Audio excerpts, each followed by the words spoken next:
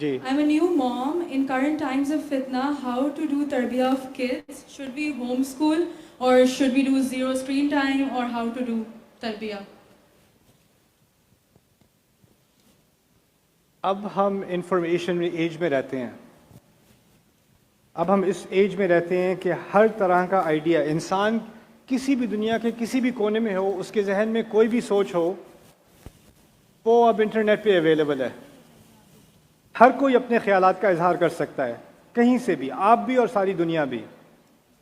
اور اگر آپ چاہتے ہیں کہ آپ اپنے بچوں کو اس ویو سے بچا لیں، پتہ نہیں کون کیا بات کر دے گا اس کے کان میں پڑ جائے گی، تو آپ اس بات کو بھول رہے ہیں کہ اللہ تعالیٰ نے ہمیں انسان بنایا ہے، بھیڑ بکری نہیں بنایا. اور اگر آپ سمجھ رہے ہیں کہ آپ لمٹ کر دو گے انفارمیشن کو، ٹھیک ہے اسکرین ٹائم لمٹ کرنا چاہیے، لیکن اگر آپ سمجھ رہے ہیں کہ آپ کسی طرح اپنے بچوں کو ایکسپوز ہونے سے بچا لو گے، تو آپ کو حقیقت کا اندازہ نہیں ہے.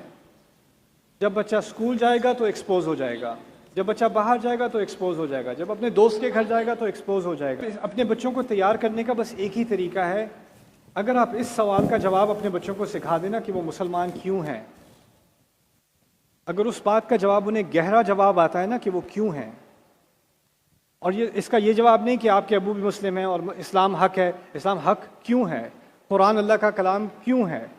ہم نے ہماری پوری اسلامی تعلیم عرصے سے پتہ ہے کیا بن چکی ہے، کیا کرنا ہے اور کیسے کرنا ہے.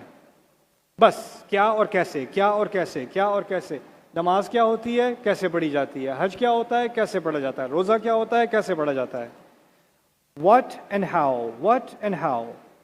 لیکن جو چیز اگلی جنریشن تک اسلام پہنچائے گی نا، اب ہمارے پاس کوئی چارہ نہیں ہے. کیا اور کیسے سے کام چل رہا تھا، اب نہیں چلے گا. اب میں آپ کو بتا رہا ہوں نہیں چلے گا. جو بچے اب اس جنریشن میں بڑھ رہے ہیں نا، ان کے ذہن میں کیا اور کیسے کی اتنی فکر نہیں ہے. ان کے اصل ذہن میں سوال کیا ہے، کیوں. نماز پڑھو، کیوں پڑھوں. قرآن پڑھو، کیوں پڑھوں، کیا فائدہ اس کا، کیوں پڑھنا چاہیے مجھے. اگر وہ بدتمیزی سے پوچھے گا بھی نہیں نا، اس کے ذہن میں یہ سوال ہوگا. اور اصل چیز جو اسلام جس پر حاوی ہوتا ہے نا، وہ جسم نہیں ہوتا، وہ ذہن ہوتا ہے، دل ہوتا ہے.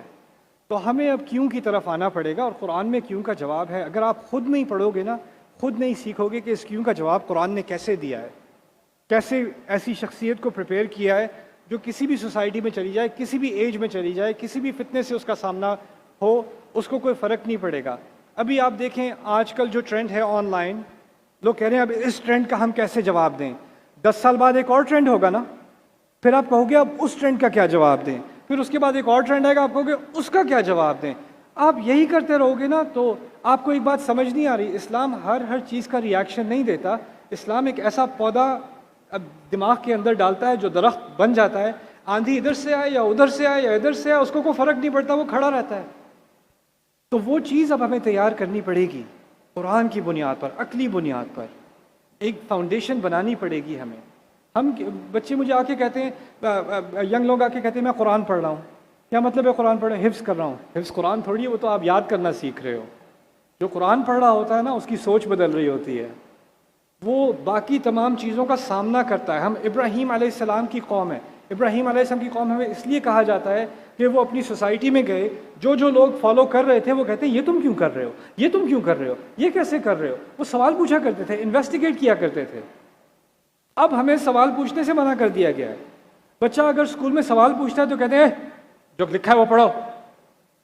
رٹے کو ہم نے جو ہے وہ کامیابی بنا دیا ہے، آگے سے پوچھنے کو منع کر دیا. بلکہ ہم نے تو ہر فیلڈ میں یہ کر دیا. یہاں تک کہ مجھے ایک انجینئرنگ اسٹوڈنٹ نے بتایا کہ ایک اسٹوڈنٹ جو ہے وہ نئی اے آئی میں کام کرنا چاہ رہی تھی، تو اس کے پروفیسر نے آ کے اسے روک دیا، یہ نہیں کرو بیٹا کنفیوز ہو جاؤ گی.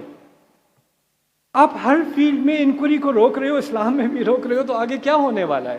جو قوم آگے بڑھتی ہے نا، وہ سوال پوچھتی ہے، اس کو سوال پوچھنے سے ڈر نہیں لگتا اور سوال کے جواب سے ڈر نہیں لگتا. ہمارے دین میں اتنی قوت ہے، ہمارے قرآن میں اتنی پاور ہے کہ وہ ہر سوال کا جواب دے سکتا ہے. اس سے ڈرنے کی ضرورت نہیں ہے.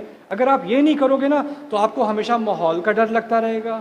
سوسائٹی بدل رہی ہے، اب کیا کریں، اب ان کو اسکول میں ڈالیں گے تو برا ماحول آ جائے گا. اب میرے بچہ جو ہے وہ لندن جا رہا ہے تعلیم کے لیے، وہاں دوسرا ماحول ہے، کیا کروں میں، وہاں پہ کیا کروں.